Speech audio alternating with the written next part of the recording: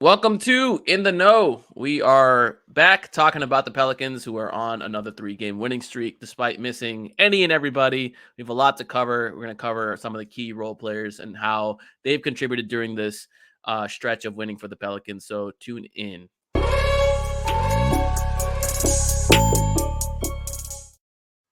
I feel like I'm getting better at that every time. But I don't know if I'm getting better at this, but this podcast is brought to you by the Birdsall Law Firm, the official injury lawyers of Boot Crew Media, located at 918 Poydras Street by the Superdome. Give them a call, 504-523-5413. If you or someone you know has been involved in an accident, be sure to mention we sent you. That's Birdsall Law Firm, the official injury lawyers of Boot Crew Media. Mason, what's up, dude?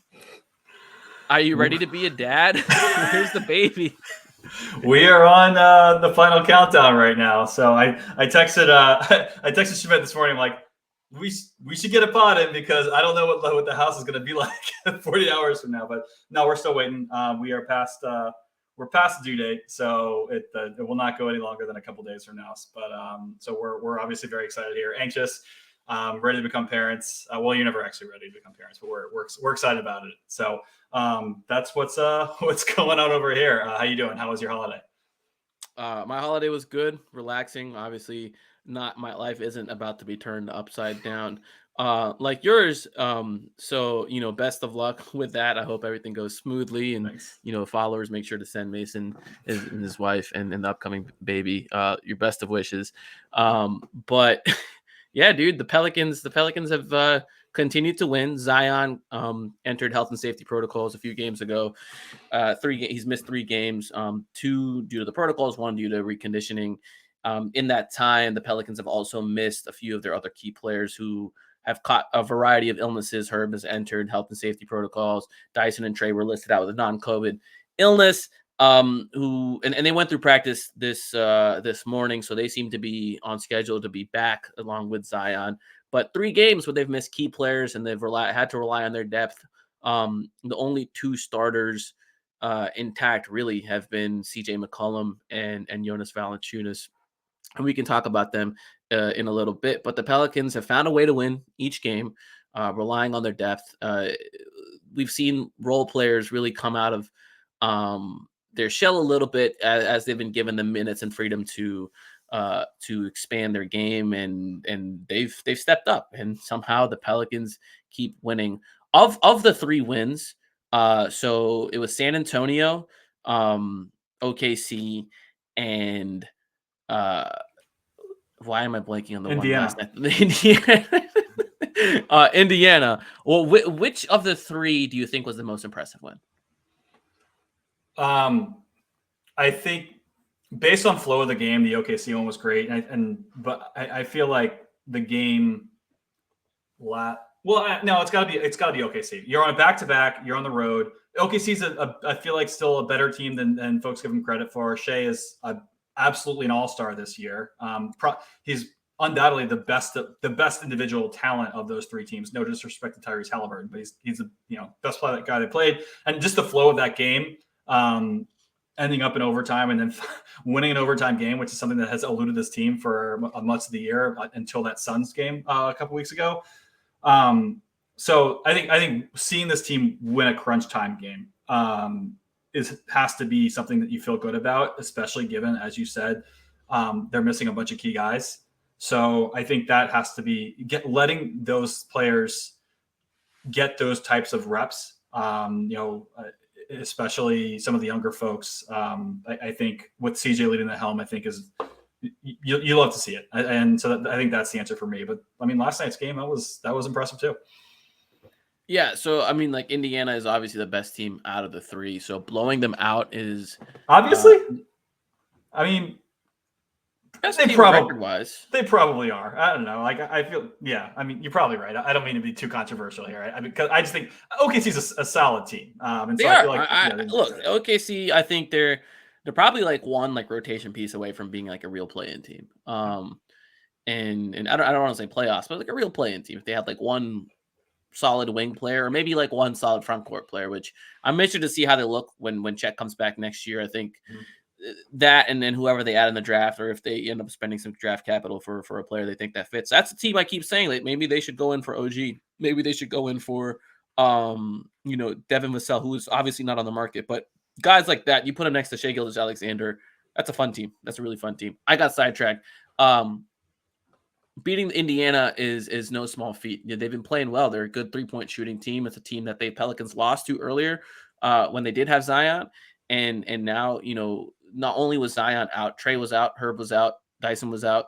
Obviously, Brandon Ingram was out.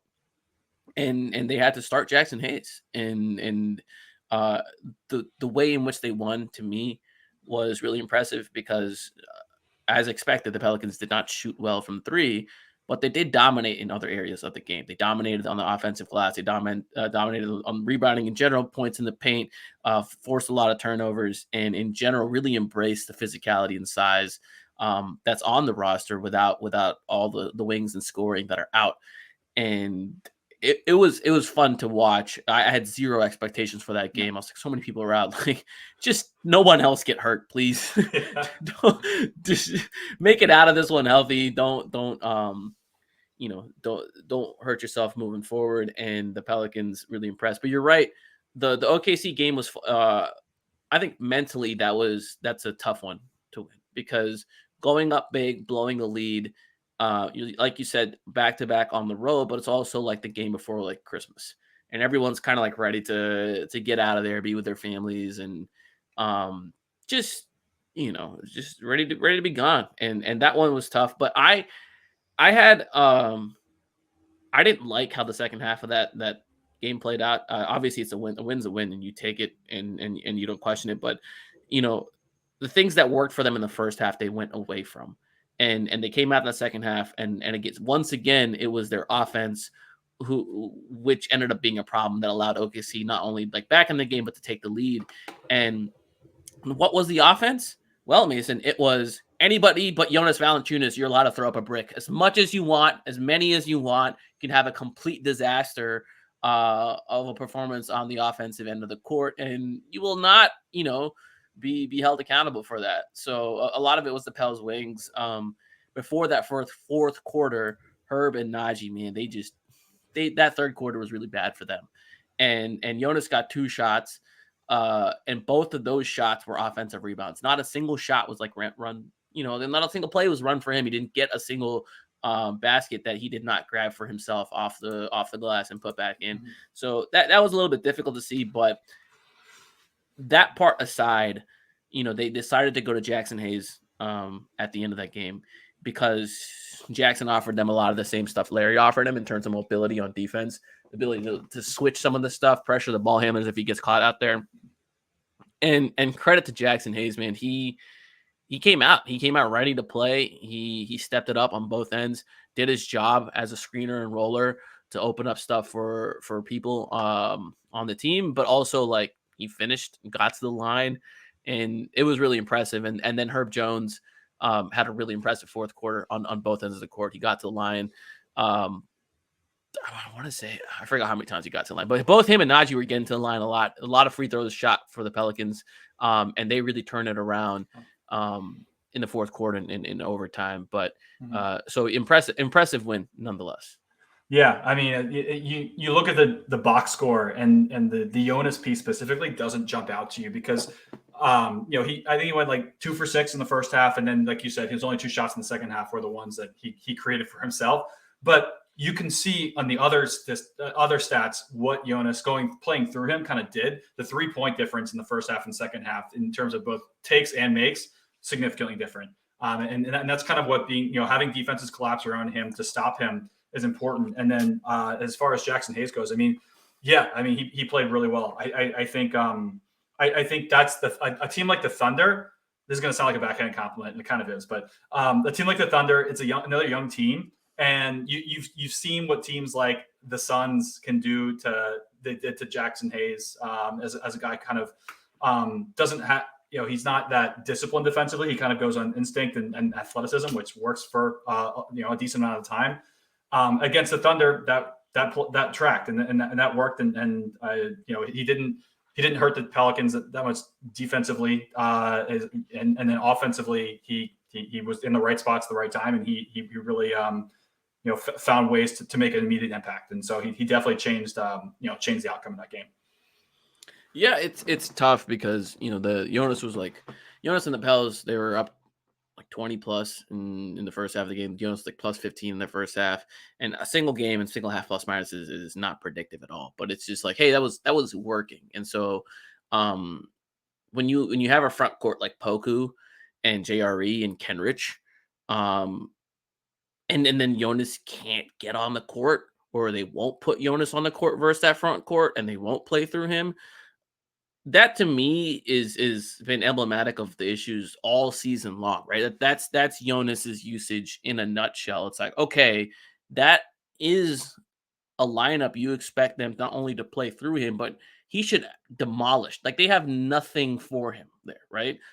And the team opted to not go that direction. They ended up winning. So you can, the result ended up working out, but the process of it, it just leads you to question, hey, like if they don't go through him for that team, then which team is it? Like which matchups, do you see? And obviously there's some that they like. They Willie specifically mentioned. Apparently the Pacers. Right. 18 shots. Right. He played really well against the Pacers. Willie's mentioned, he plays well against the Bulls, and obviously he's demolished the Spurs every time he's seen him. Pirtle's got nothing for him.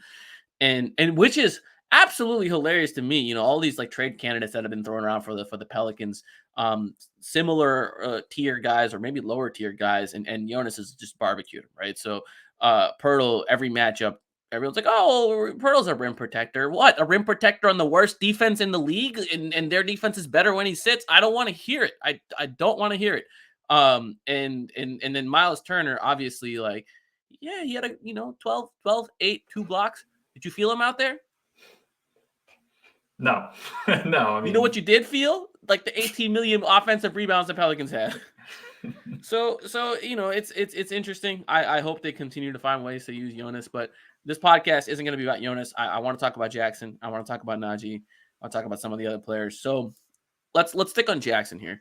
He's strung together now 2 consecutive games where he's had double-digit points and largely made an impact on both ends of the court. The athleticism is once again on full display. Ridiculous shot blocking, ridiculous dunks, the ability to cover ground, stay in front of guards. And it seems like he's playing with a motor and intensity that he's been criticized for not having in the past, or being at least inconsistent with it, right? This is the pattern we've seen is early in the season.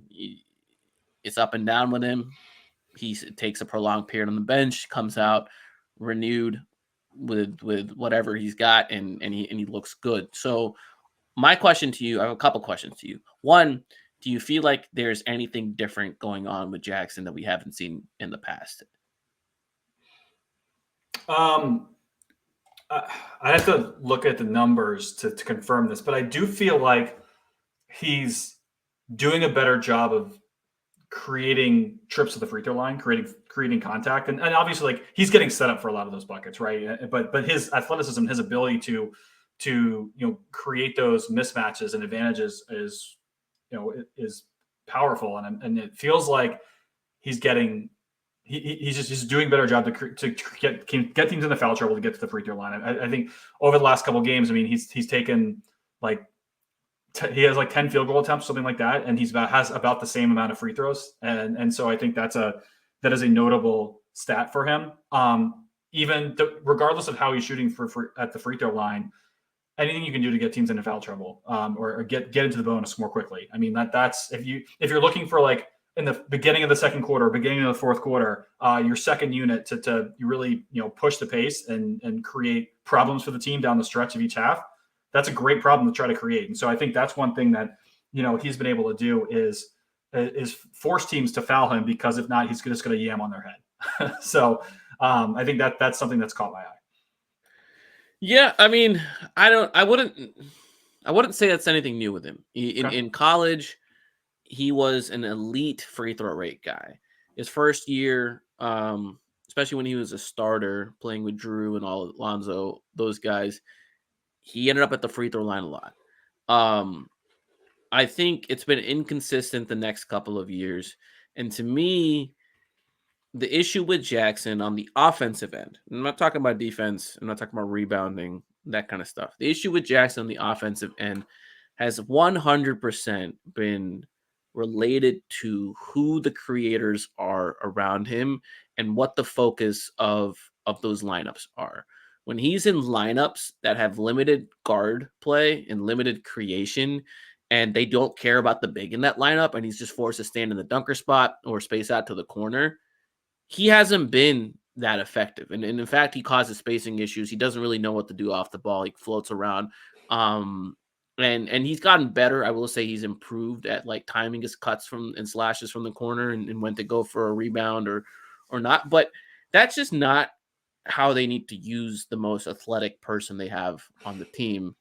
Um, they need to use him as a pick and roll guy. They need, because one of the ways you create space with non-shooters, or at least guys that other teams don't respect, is you use them to set screens. And we know Jackson struggles at like making contact at the screen, but that, even if he's up there like pretending to set a screen, that's gonna bring his defender up into the play.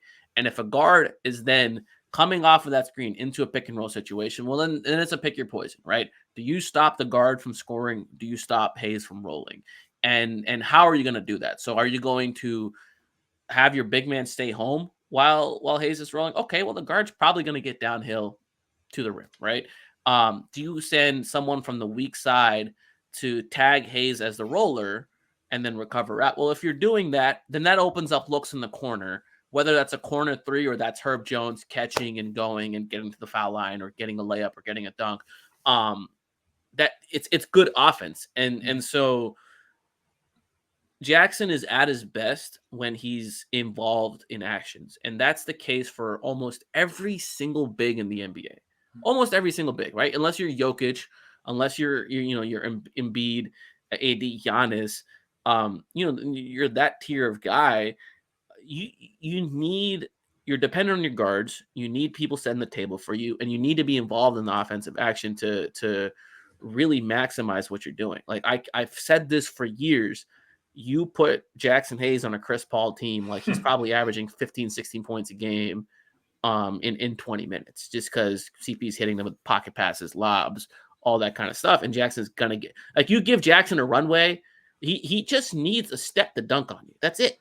He just needs a step. No. And so he's gonna get to the free throw line or he's gonna finish. And I hope if Jackson continues to get minutes, it's in lineups that can create for him. But I wanted to ask you, how do you feel about him? So, like, let's talk about his role on the team. Let's say the Pelicans are getting healthier. Where would you find minutes for him? Where would you try to slot him in? And what kind of things would you have him do? That it's a hard question to answer because I don't really see a pathway. And this is what we started talking about at the start of the season. I don't really see a pathway for him to get any sort of real minutes when this team is healthy. And if he shows he can rebound the basketball better, and I think he's done a little bit better than what we've seen from him, in his career to this point. But I mean, that's the weakness of this team when Jonas leaves the floor. And so the reason that Billy has gotten spot minutes when he has is because that's the one thing he does really well is rebound the basketball. And so, should he play in those situations over Billy? I could see that if you feel like, I think your point is really, really strong one about, putting the right players around him.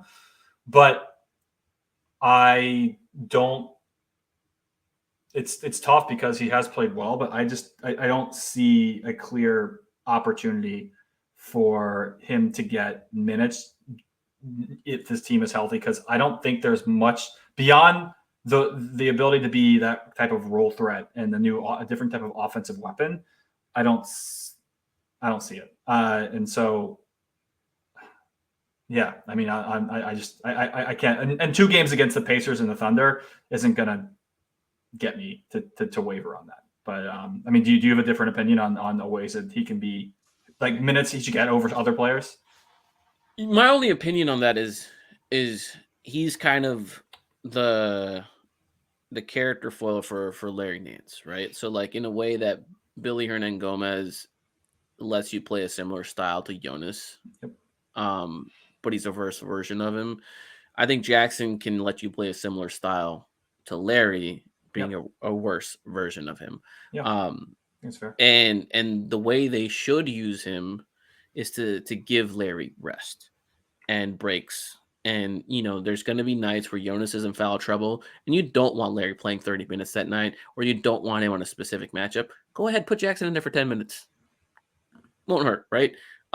There's going to be nights where I think you should just rest Larry. Period. Like next time you play a team like the Rockets, or a team in the bottom of the standings, give Jackson run. Like give Larry, Larry has I don't want to say an extensive injury history, but he's not a man that's been historically healthy. Achilles soreness is nothing to mess around with. So Achilles soreness is nothing to mess around with. He has ice on his shoulder after every single game, and it's something that's bothered him for quite some time now. So Larry's going to be a key part of the rotation moving forward, especially in the playoffs. I think the Pelicans in this long season can afford to steal some rest for him, and that's a perfect place to play Jackson, and get him some of those minutes. So the way they need to do it, the same thing to do with Larry is they put Larry out there in the second quarter with Zion, Jose, some of the wings, and then they switch everything. They kind of play it up tempo pace. They obliterate opposing benches. You know what they used to do under Stan Van Gundy? The exact same thing. It was the Zion, Kyra, Josh Hart, Nikhil, and Jackson units. They obliterated benches in the second quarter. They did the same exact thing. And that started happening more, when they put the ball in Zion's hand, and so it was point C. But that's what's going on right now with those Larry units, right? That Zion is the primary source of offense. If they're not crashing the offensive glass and all, or playing in transition. So I think they can replicate some of that, and they should, look to do it moving forward. The question I wanted to ask you is, we're talking about Larry and Jackson as similar players, and in terms of strengths and weaknesses. They're both athletic. They can guard multiple positions. They're not fantastic rebounders. Though they can go get you offensive rebounds better than they can get you defensive rebounds. They can block some shots, create some turnovers. They have similar offensive limitations in that no one respects them as a shooter. I think Jackson might actually be better offensively in terms of scoring, where I think Larry's the better passer and just a smarter player overall.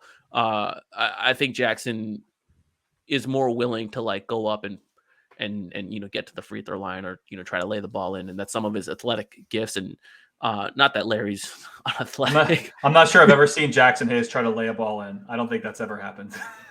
Yeah, and so they have similar strengths and weaknesses. So when you talk about closing lineups and closing bigs, or the big man dimension the Pelican need, et cetera, et cetera, et cetera.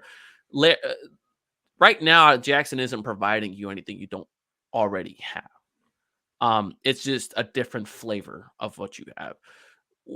What do you think Jackson needs to do to supplant Larry in that same role?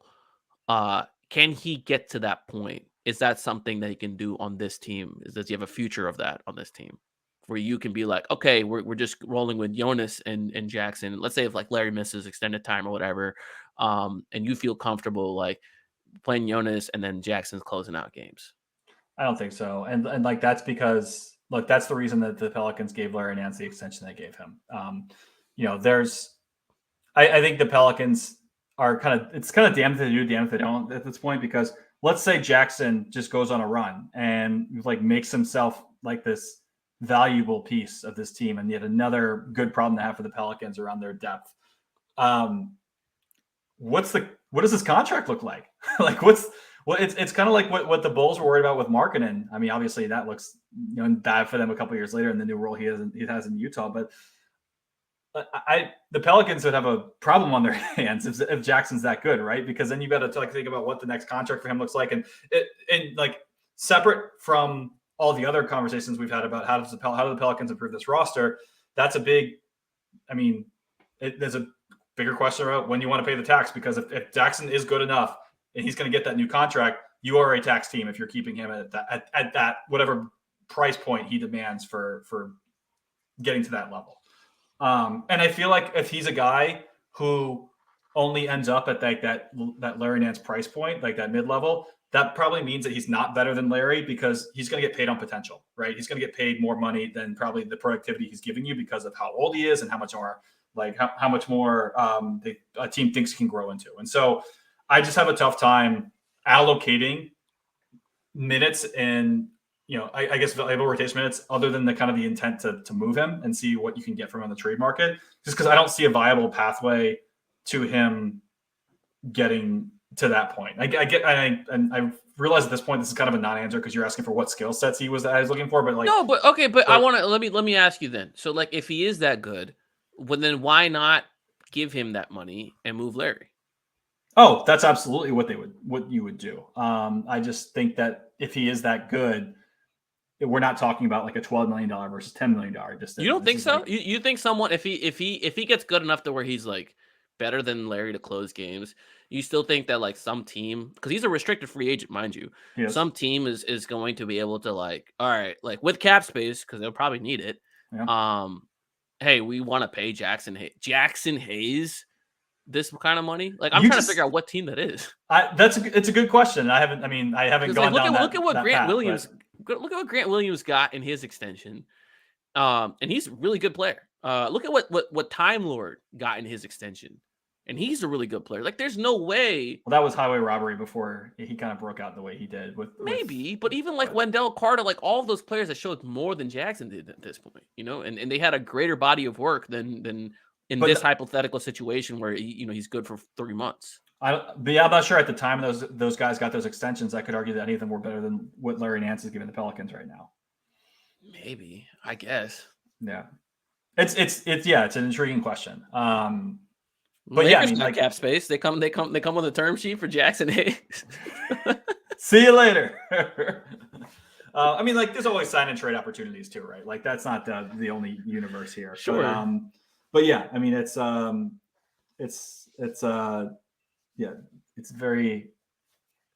it's a dynamic that wasn't even worth considering until a week ago. And so, is it worth considering now? I mean, I think that's a fair question too. Like, it's 2 games and it's like 7 quarters of good play. Yeah. I don't know. Against teams that are kind of young and haven't been able to target or expose his flaws the way good teams have been able to. Yeah, look, I think Jackson, wherever he ends up, finds a role. I think he sticks around in the NBA. I think he has proven he is an NBA player. Role and situation are so critical to everyone that's not like a top 25 player. And even, top 25 players can be subject to that. We've seen it with Gobert. A lot of people will say he's not a top 25 player. So I with regards to Jackson's future, I think he there's an NBA player there.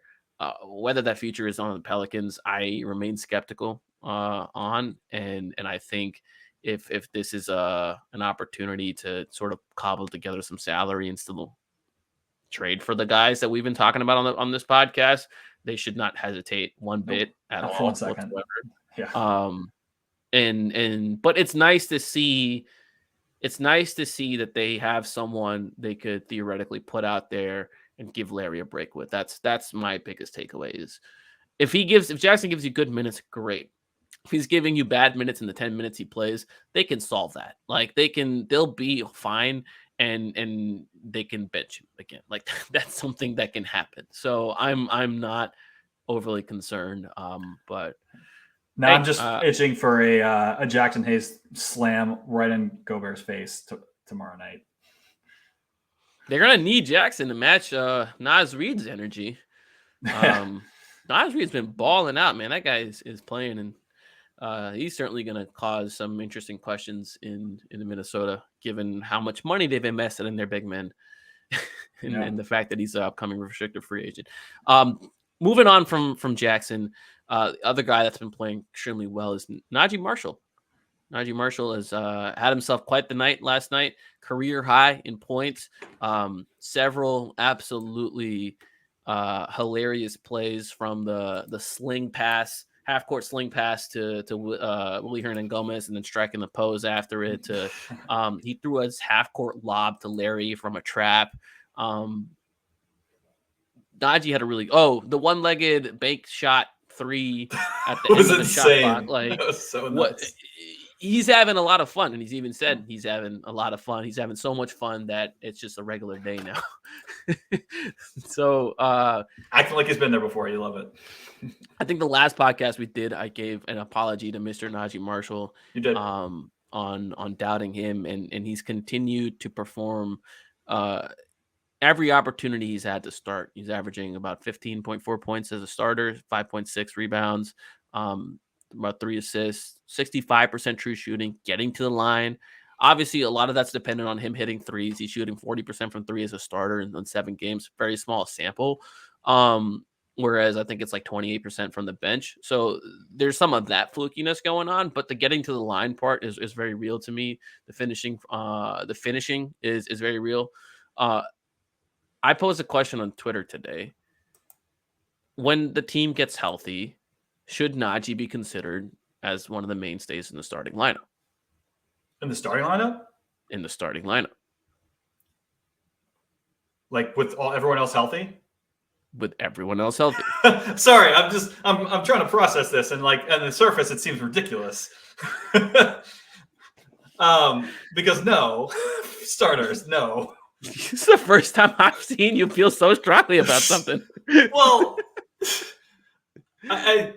he's not. I love it. Talk about this. No, man. He's like, I don't. The shooting's isn't real enough for me to do that. Like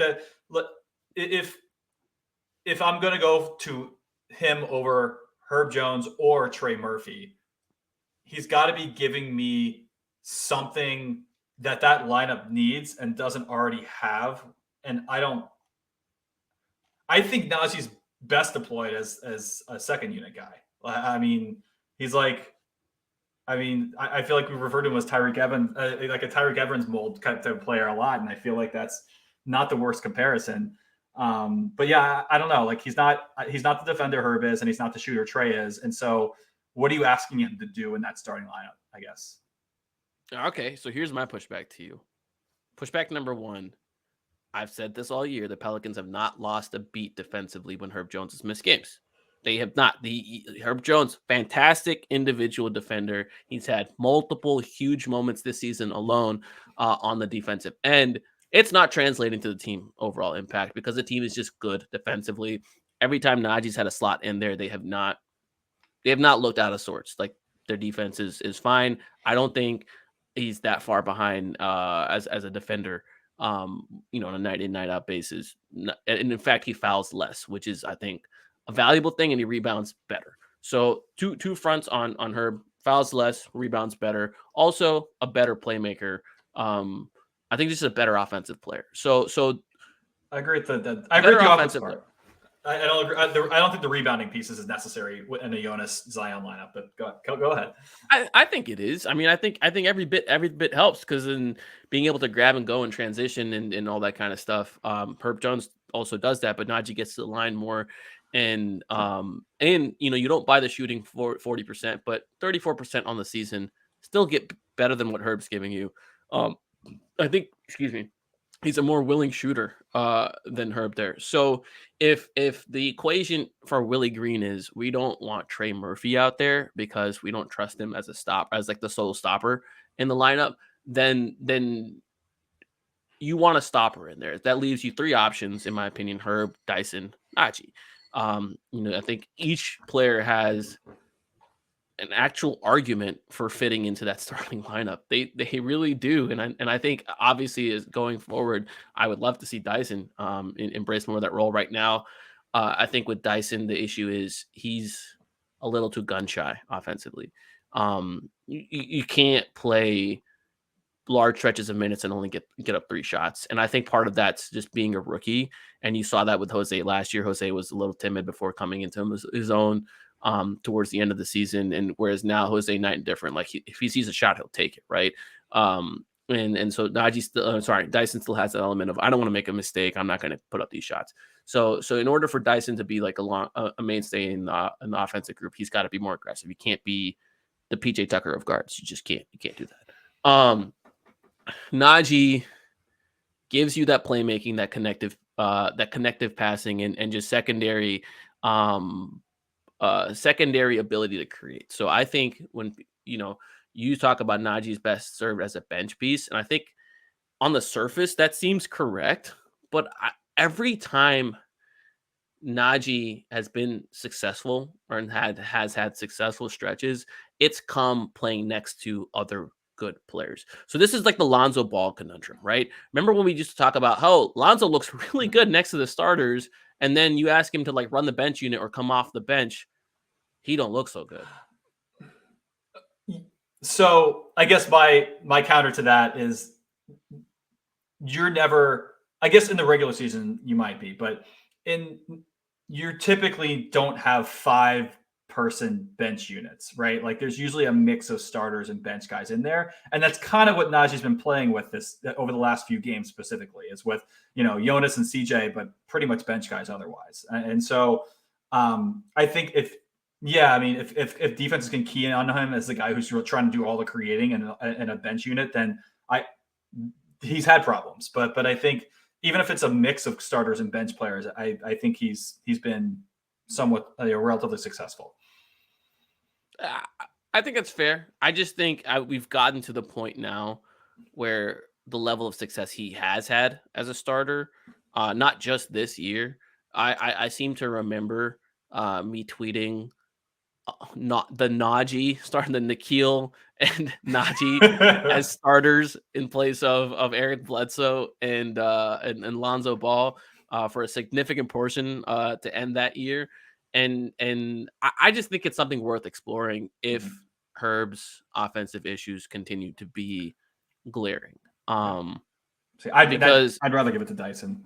But yeah, I hear your rookie concerns. Yeah. I think having a fifth guy who is an actual offensive threat is important. And that's what I think you and I like Trey in that spot a lot, because of the spacing he offers and he can score the ball when they pass it to him. But Naji can put the ball on the floor and make things happen in a way Herb and Trey just can't yet. At least. And it's tough because, I remember sitting with you, in the studio before the season and talking about how I thought, Herb was going to have to. I would have to see a lot from other players, or just be disappointed in Herb this year to say that shouldn't be his spot, even through a rough stretch. But I think the stuff we've talked about around how the defense has been good without him, and then 2, he's just. I don't know if it's scheme. I don't know what it is, but he's been, I think he's taken a step back offensively, both, not just shot making, but I feel like, what we saw from him in this second half of the Thunder game, I feel like we haven't seen as much of that hurt as we did even in his rookie year. And so it's becoming a challenge for this team. And so I think, you're right in that I've come around on, Trey being probably the better option for the starting lineup, or Dyson. I feel like the future is both Trey and Dyson. Yeah, well, I'm still gonna fight you on that one, like I did before the season, just about the trouble that causes with your front court and rebounding. Look! That's the future. That's the future. I know. But yeah, I don't know. I feel like with Dyson specifically, I'm less concerned about him being gun shy at this point. And I think if you give him reps with the starting lineup and just say, look, fire away from the corner, you can't have shot worse than Herb has so far. Like, I feel like he is a connector, like Lonzo, like you said, talked about sure. Lonzo, like he's a big time connector, and he would fit, I think, fairly seamlessly into that lineup on both ends. And so I feel like I would pick, if we are saying whatever, Willie doesn't trust Trey, which I guess if you're not going to trust Trey, it seems like you trust Dyson defensively, but that's like I would go with Dyson, and I would still even go with Herb over Naji. But I don't. I hear your argument. So I'll just leave it at that. Yeah, no, totally. Look, I don't think there's a right answer here. I do think that these are conversations, and I don't think it's all of our wins. Look at that. Look at that. Who Yeah, would have yeah. thought? I don't think it's cut and dry. That's the only point I'm trying to bring up. Is there's a lot of folks in the fan base who believe it's Herb and you can't bench that guy. And I think they're entitled to their belief, but so far the data has shown that it's a bigger conversation than some people are willing to admit. And I say that because it's a really really good problem. Like it's not Yeah. Yeah. it's not a Herb is a bad player. It's like, oh No. my god, all of these other players are also getting good or showing Yep. things that fit in with specific groups.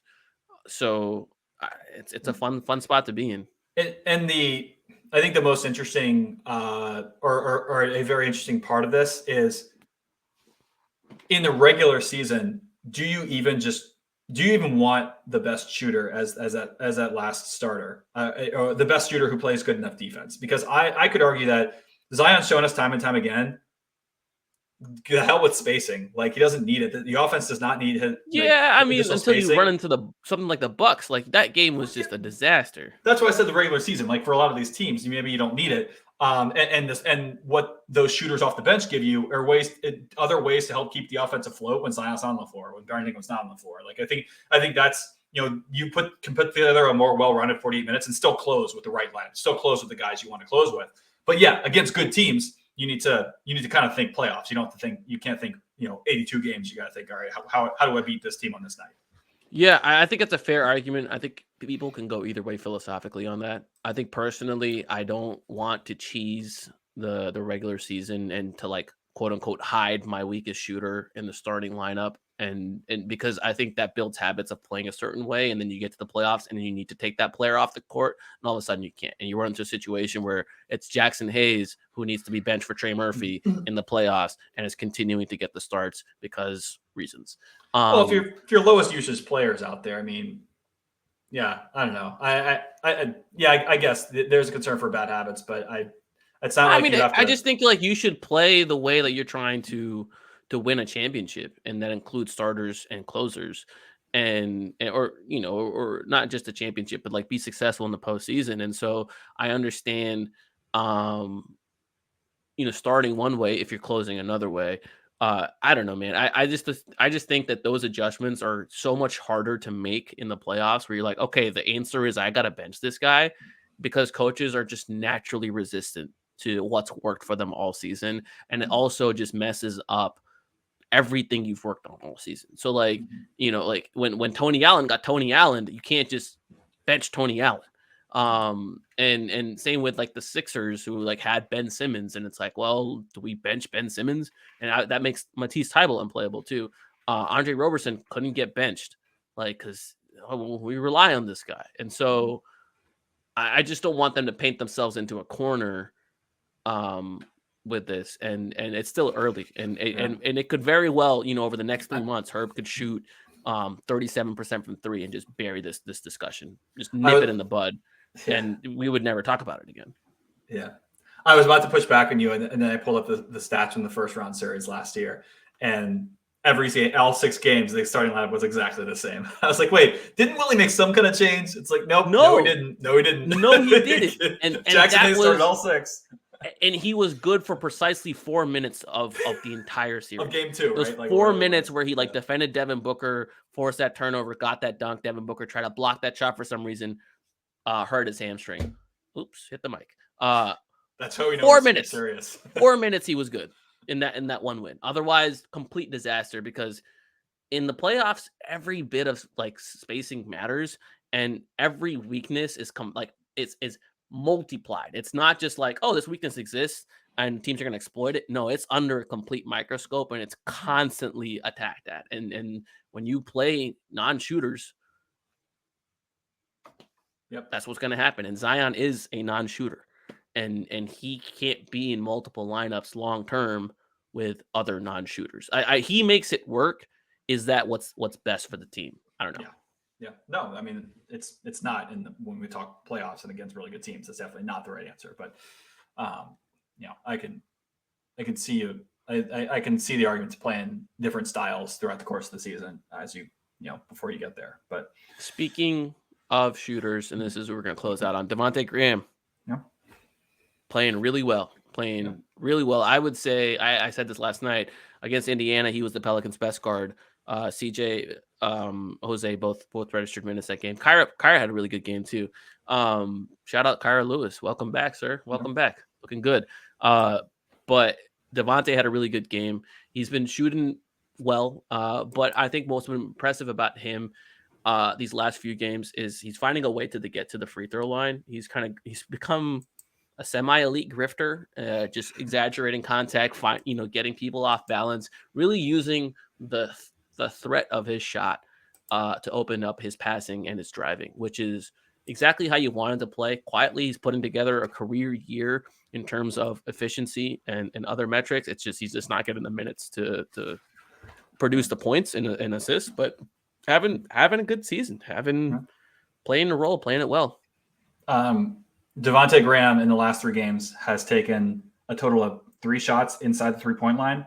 He has 8 free throws, free throw attempts. Like that's wild. That's not something like there's another Pelicans guard who you could never have said that about as far as how often you're getting inside 3-point line and how many free throws you're shooting. But yeah, I mean, it's I think grifting is we mean it the most endearing way for Devonte. But yeah, I mean, that's look, same thing, different reasons, but same argument as with Jackson. Like if you're a bench guy that's earning trips to the line, you're not only creating points for yourself and for the team, you're creating a scenario where when the starters come back in, they get fouled on the floor and they're going to the free throw line. So that's so important, I think, especially again for the start of the second, start of the fourth quarter, to have bench guys who can create that kind of contact and get opponents to foul you and get your starters back closer to the bonus to get free points of their own.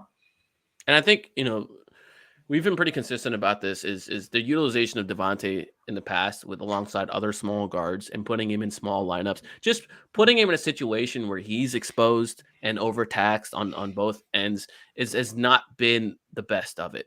But they've stuck with him.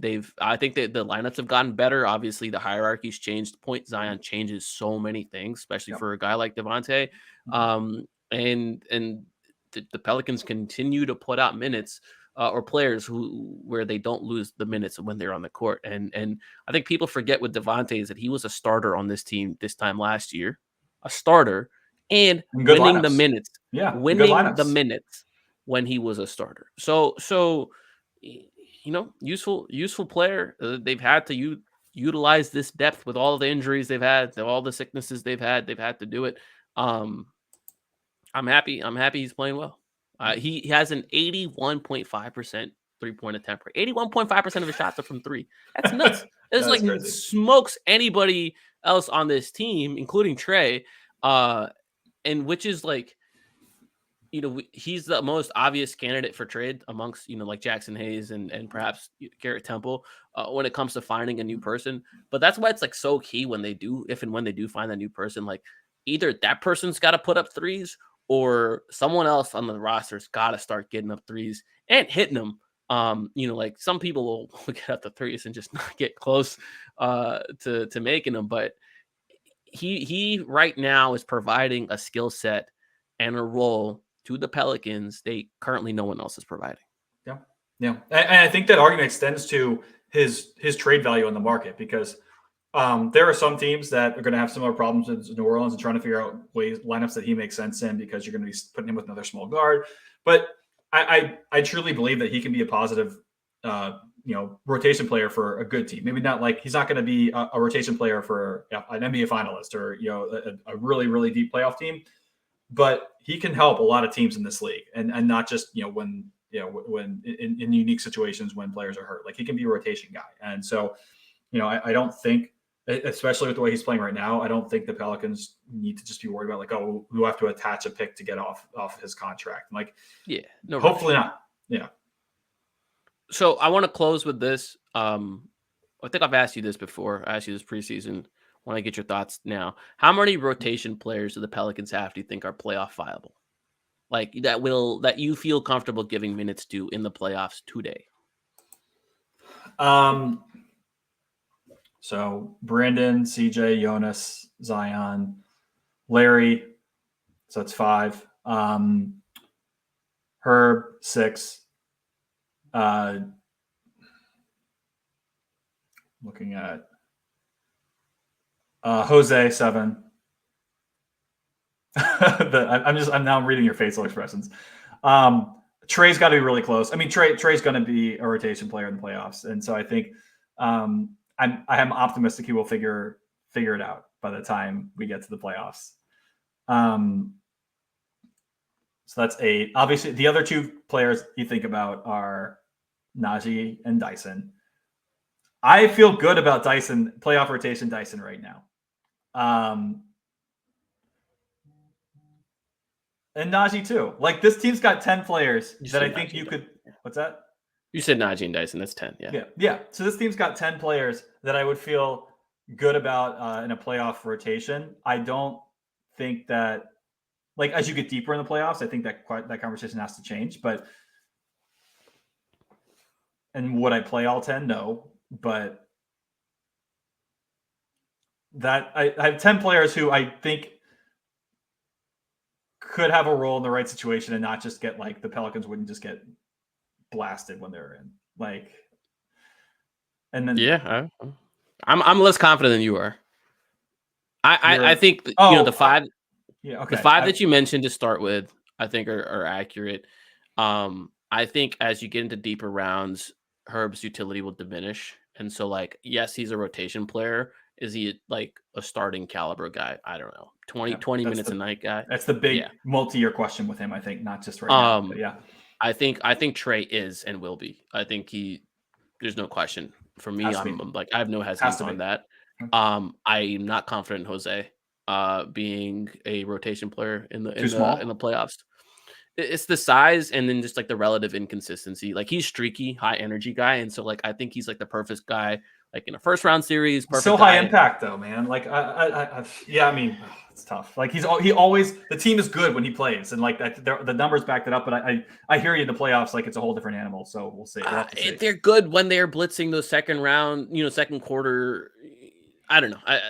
He's a good player. I am not denying his energy and the impact, like, he has. Like, so I think he's the type of player that, like, will play in the first 2 games of a series, and then, like, as a series go, like, each series, like, at every level, and then as the series goes on, his minutes, like, gets smaller and smaller to where, like, if they need him or not. And I think, like, he's definitely a player you play anytime, like, in the first couple games at home, because there's just not many players that get the crowd so involved, and that is an important factor in the playoffs. And so but to me, he's going to be a bit player because you figure out, okay, is he going to make those momentum changing plays, like, very quickly or not? And if it just isn't one of those nights, they gotta go back to some of their starters or their other players. Okay. I'm way more willing to include Naji now than I was in the past. I'm still really high on Dyson. I need to see him more aggressive on offense. I just do. And I suspect it's because he's a rookie and, he's finding his footing, but whatever it is, I do not care the reason behind it. He needs to be more aggressive on offense, because if he's not, he is not playoff viable. And that's where I draw the line. So that's interesting. I mean, they got a lot of similar players. That's exactly what I was going to say. In similarities, is like they've got like 10 rotation players, but in my opinion, but 3 of those end of the rotation players are highly duplicative, so they don't really have 10 rotation players, right? Like, they're guys you can't all play together. So it's not actually 10; it's a fake 10. It's. I think we disagree about Jose. I feel like there's, I hear your concerns for sure. They're exactly the same concerns that I had before the season. And is he just a gimmick player? Or is he real? And now I think we've seen enough of us know he's real, but is he playoff real? I think is certainly up for debate. But yeah, like the end of Dyson, Naji, and Herb, there's a lot that right now, as far as what they're giving the Pelicans right this moment, highly overlaps, and so you can't use them all together. They can all slide in for each other depending on the game or injuries or matchup. But yeah, I mean, with Jose, it's the same thing for me in terms of Herb. It's like in the regular season and against undisciplined team, those guys are going to feast. They're going to turn opponents over. They're going to create a lot of chaos. Their individual defense matters, and I think individual defense in the playoff is really not as important. And a guy like Jose will get picked on. And you know, we loved Jose against CP3, and CP3 went 13 for 13. Like it just at some point, you know, and we've seen him against the Suns again this year. Like he's a very hot and cold guy, and I think a little bit like Devonte, where it's like if he's got it going, like you gotta play him, just like you gotta play Devonte to figure out like, hey, is this your night? Are you gonna get the crowd into? You're gonna do something crazy? It's gonna you got to figure that out. But I think as the series goes on, you see like a shorter and shorter leash. So like what may be like 17 minutes in game 1 turns into 6 minutes in game 5. And I think if you're a 6-minute player in the playoffs, you're not a rotation player. Sure. Yeah. No, That's I think it's fair. And then suddenly, if Jose's not a rotation guy, then suddenly you're in that Larry Nance world of like everyone on the team is like from 6'3" to 6'9". Everyone's super switchy besides Jonas, I guess. But yeah, I don't know. They just got to find the thing with Jose is more so than his defense. It's the offense that changes things because his ability to put the ball on the floor and create for other people takes a lot of pressure off CJ, takes a lot of pressure off of those other folks. And so they got to find that creation from somewhere else. And that's a little bit less of a problem when Zion and BI are going to be playing heavy minutes in the playoffs and the rotations are smaller. But yeah, that's where Jose changes the game, in my opinion. Is he brings it on the offensive end in a way, like even when his shot isn't falling, you have a steady hand. His decision making can be erratic. He's not, immune to turnovers or anything, but that's interesting. But hey, I would love to be proven wrong. I've already been proven wrong about Naji with regards to his utility in the regular season. Been wrong multiple times on other players. So if this team continues to grow like the way they are, I will say you can't. I don't see a world in which you can play CJ and Jose together in the playoffs. I think you're too exposed there size wise. Yeah, just I'm trying to think of the right matchup, and that's so tough. That's so tough. Yeah, like if you go with like Jose, BI, Trey, Zion, Nance, like I could see that. Working. Like there are certain. I think there are certain rotations you could put him in. I just would not. I think him and CJ is. You just look at the players they got to go through, and it's like Luka's gonna hunt that. Jokic will take. They're not all playing 48 minutes, but yeah, I hear you. They're all playing 40. Yeah. I mean, they're going to play a lot of minutes, though. That's the thing.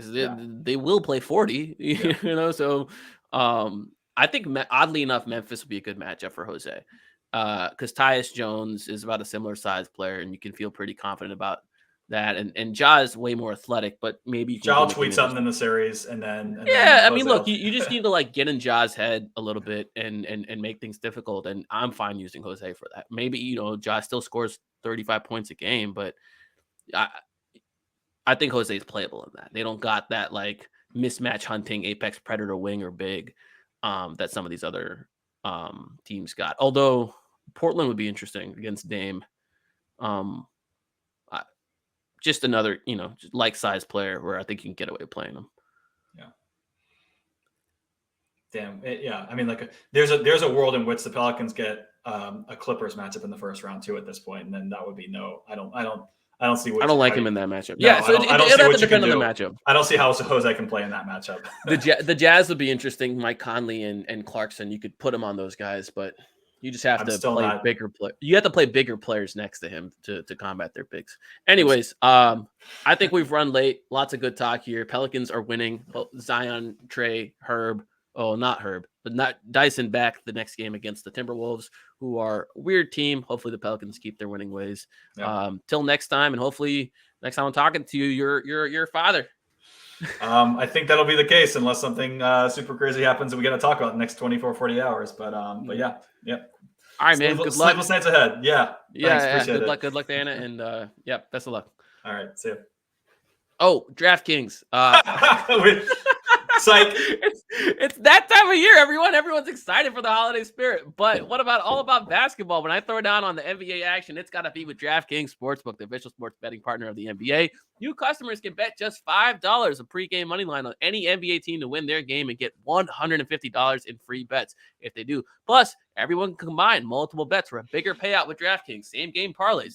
Download the DraftKings app. Use the promo code BOOT as seen on your screen, BOOT. Place a $5 bet on a pregame money line and on any NBA team to win and win up to $150 in free bets if they do. That's code BOOT only at DraftKings Sportsbook. Must be 21 or older to be eligible for this. See DraftKings.com for details. If you or anyone you know has a gambling problem, crisis counseling,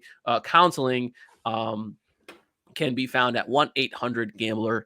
That's 1-800-GAMBLER. Thank you and enjoy.